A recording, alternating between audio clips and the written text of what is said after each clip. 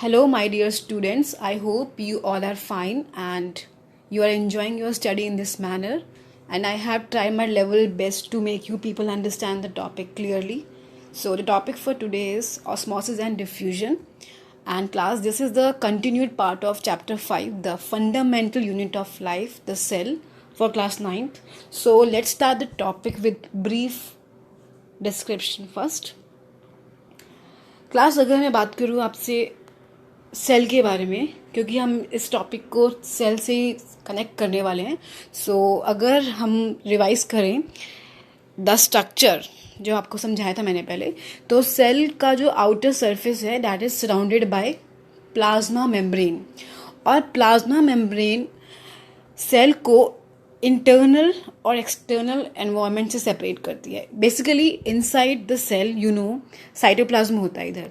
Okay, तो inside आपकी जो प्लाज्मा मेम्ब्रेन है वो कनेक्टेड है साइटोप्लाज्म से, और आउटसाइड वेरियस सब्सटेंसेस से. It can be gas, it can be salt and other waste materials also.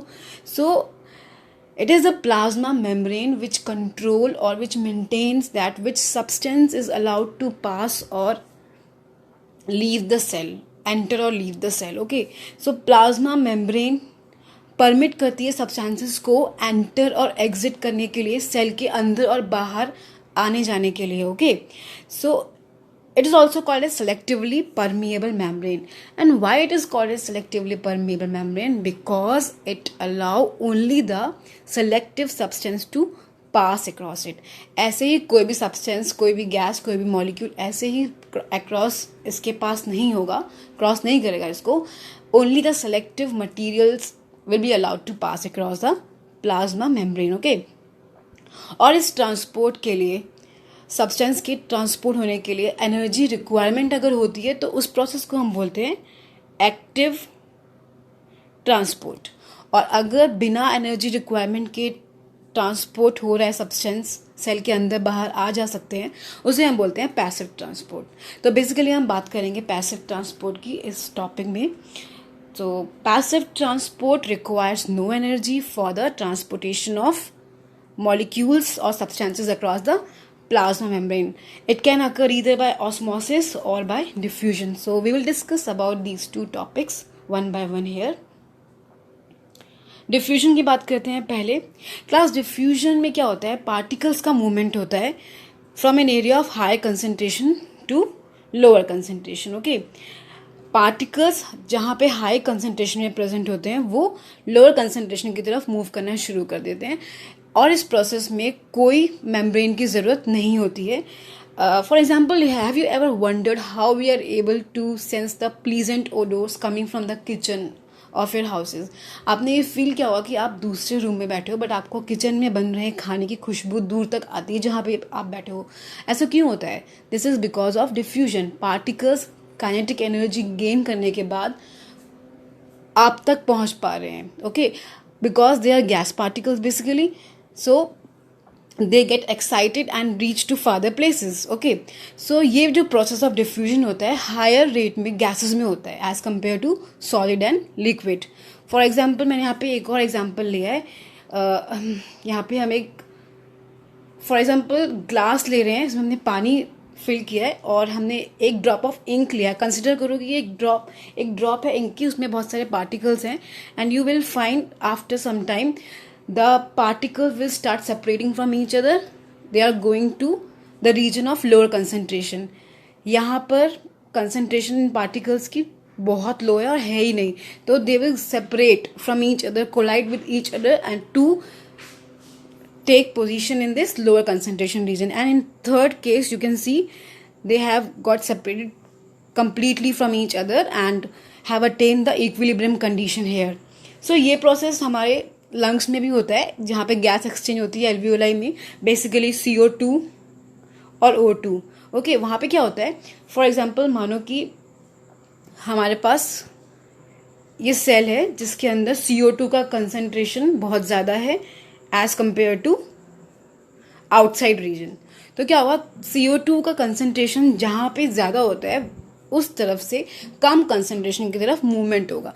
तो inside the concentration of CO2 is very high, so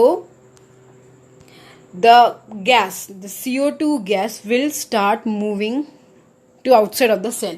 Okay, इस तरह से सेल के अंदर गैसेस का डिफ्यूजन होता है, CO2 का और O2 का. I hope you have understood the concept of diffusion.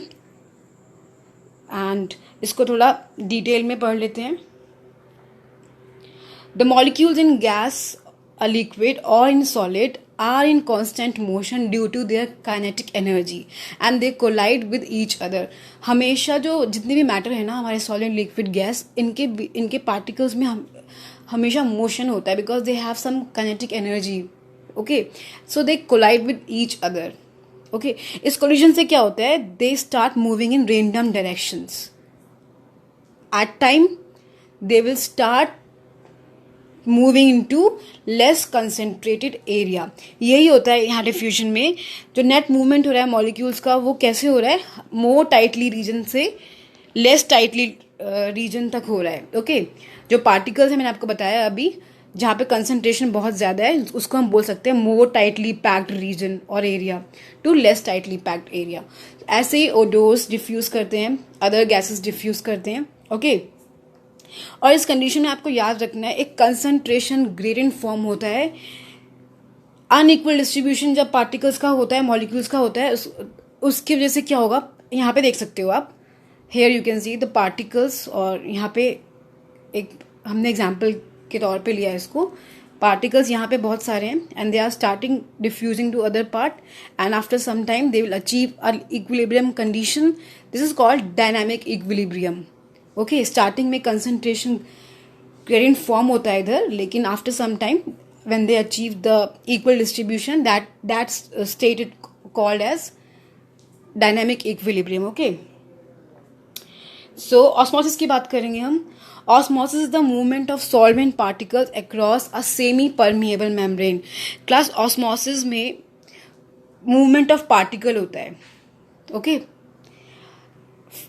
With the help of semi permeable membrane. और ये डिफ्यूजन में हमने नहीं पढ़ा. There is no role of semi permeable membrane in diffusion, but in osmosis there is a membrane which play a special role.